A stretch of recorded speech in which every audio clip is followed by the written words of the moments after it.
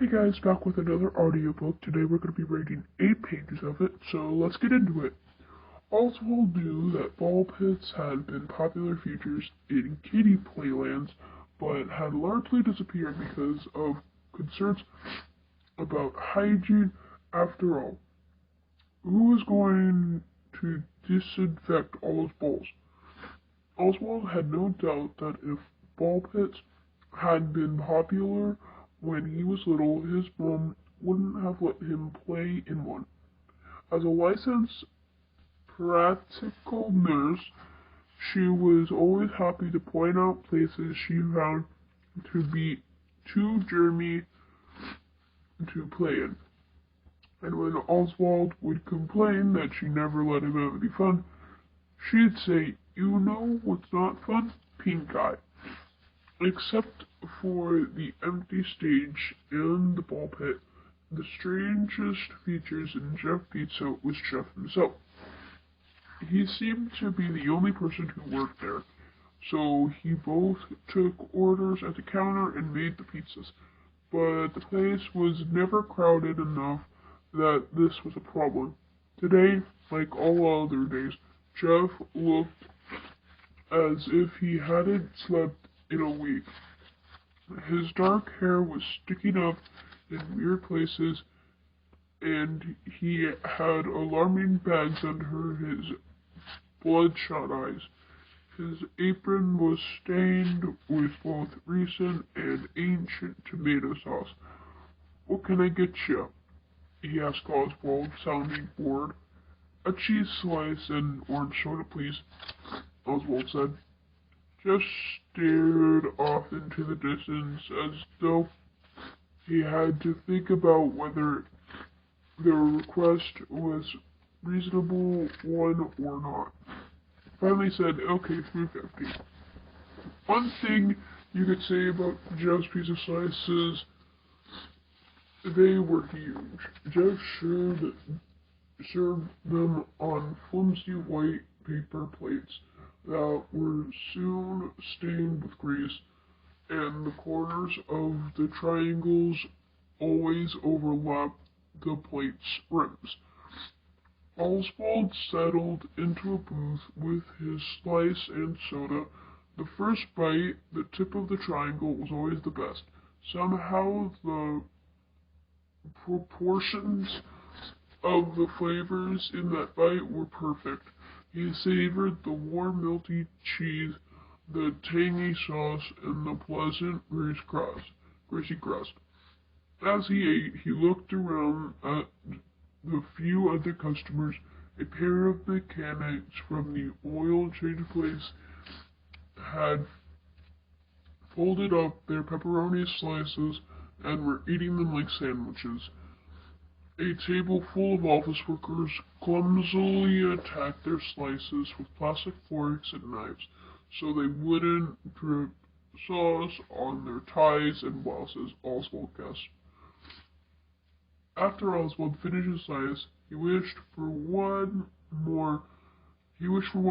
But he knew he didn't have the money for it, so he wiped off his greasy fingers and took out his library book. He sipped his soda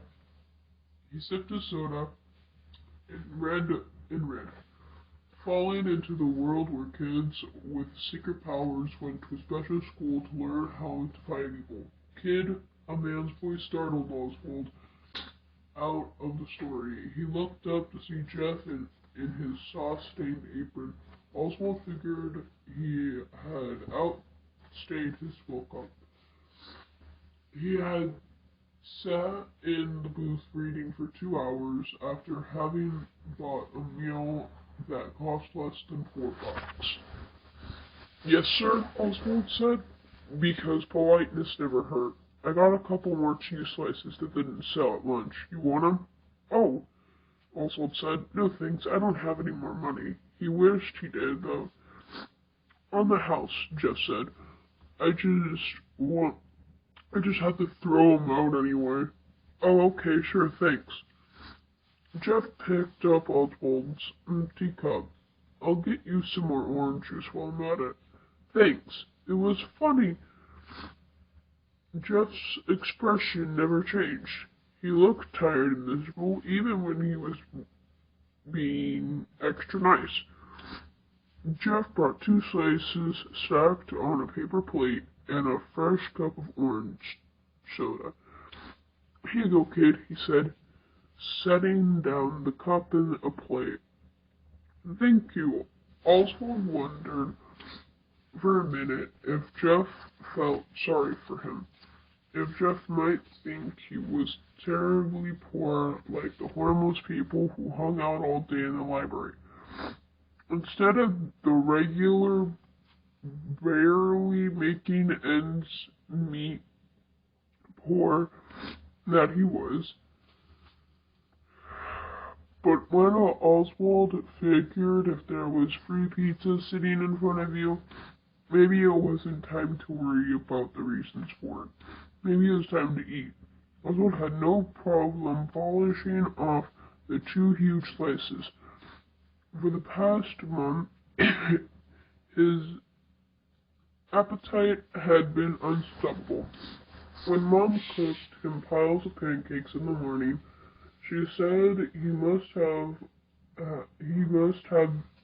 be having a growth spurt, causing him to eat like he had a hollow leg. His phone vibrated in his pocket the second he sucked down the last of his soda. He looked at his dad's text. "We'll be out front of Jeff's in 2 minutes." Perfect timing. It had been a good day. The day at the library and Jeff's pizza started to add up. The first couple of weeks had been great, but now the library didn't have the next book in the series he was reading. And he had grown bored with his online fantasy game, which, while advertised as free, now wouldn't let him advance any further without paying money. He had gotten tired of not having anybody his age to hang out with. He hadn't gotten tired of the pizza yet, but he was starting to imagine that he might in the future. Tonight was Family Fun Night, a 1-night-a-week event that varied depending on Mom's work schedule back when the mill was still open. Family Fun Night meant dinner in a restaurant, pizza or Chinese or Mexican. After dinner in a restaurant, after their meal, they do some fun activity together. They go to the movies if something kid-friendly was playing.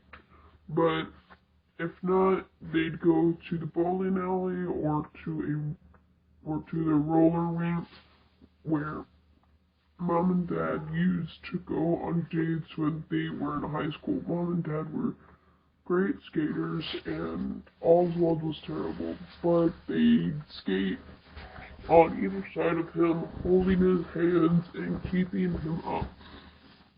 They'd unusually top off their evenings with a waffle cone at the ice cream place downtown. Oswald and Mom would make fun of Dad because no matter what ice cream flavors were available, he always got vanilla.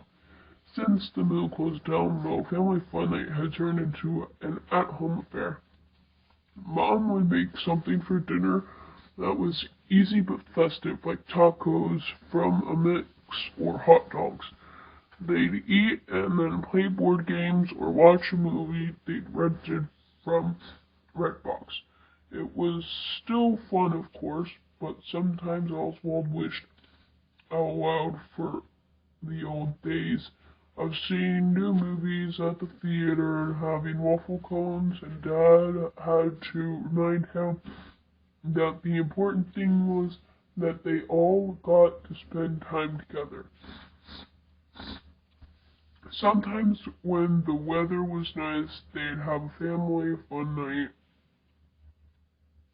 They pack a picnic of cold cuts and salads, courtesy of a snack space, and head over to the state park. They'd eat their dinner at a wooden table and watch the squirrels and birds and raccoons afterward. Afterward, they go for a walk on one of the hiking trails.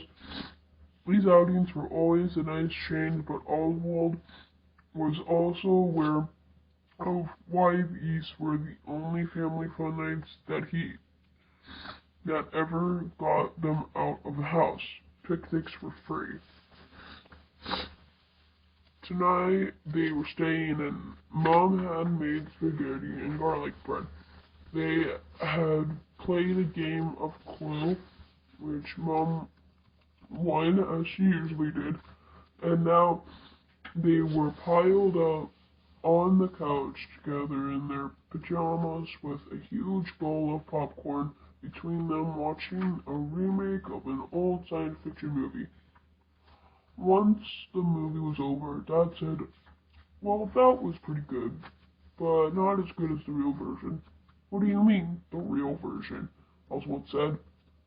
That was the real version." "Not really," Dad said. "I mean, it was set in the same universe as the real version, but it was a kind of cheap knockoff of the one that came out when I was a kid. Dad always had to be so opinionated. He could never just watch something and enjoy it. So the best movies are always the ones that you watched when you were a kid," Oswald said. "Not always, but in this case, yes." Dad was settling in. Oswald could tell for one of his favorite things, a good argument. "But the special effects in the original version stink," Oswald said. "And those puppets and rubber masks." "I'll take a puppet or model over CGI any day," Dad said, leaning back on the couch and propping his feet on the coffee table. "That stuff is so slick and fake, it's got no warmth, no texture. And besides, you like those old Zelda movies, and the special effects in those are terrible."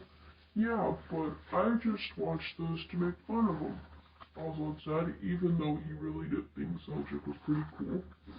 Mom came in front of the kitchen with bowls of ice cream. Not as good as the waffle cone place, but nothing to turn your nose up at either. "Okay, if you guys don't cut out the nerd argument, I'm going to pick the next movie we watch. It's going to be a romantic comedy." Oswald instead shut up immediately. "That's about what I thought," Mom said, passing around the bowls of ice cream.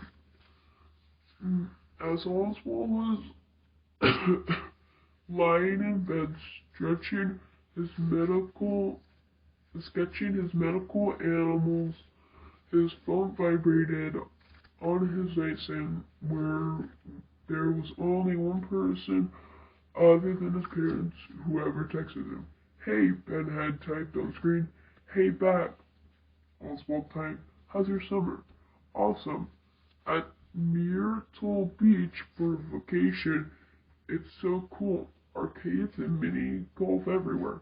"Jealous," Oswald typed, and he meant it. A beach with arcades and mini golf really did sound awesome. "Wish you were here," Ben typed. "Me too." "How's your summer?" "Okay," Oswald typed. He was briefly tempted to make his summer sound cooler than it was, but he could never lie to Ben. "Been going to the library a lot. Lunch at Just Pizza." "That's all?" It did sound pathetic compared with a family trip to the beach. He texted. "Pretty much, yeah." "I'm sorry," Ben texted. And then, "That pizza place is creepy." They chatted a little while longer, and although Oswald was happy to hear from Ben, he was also sad that his friend was so far away and having such a good time without him. Monday morning, and Oswald was in a bad mood. Even his mom's pancakes didn't help. In the car, Dad turned up the radio too loud. It was some stupid song about a tractor. Oswald reached for the knob and turned it down. Hey dude, Travis picked the music. You know that, Dad said. He turned the awful song back up even louder. It's bad music, Oswald said. I'm trying to save you from yourself. Well, I don't like those video game songs you listen to, Dad said. But I don't just barge into your room and turn them off. Alrighty, guys. I'll see you guys next time once I, well, the next time I make another audiobook. So, okay. Well, bye guys.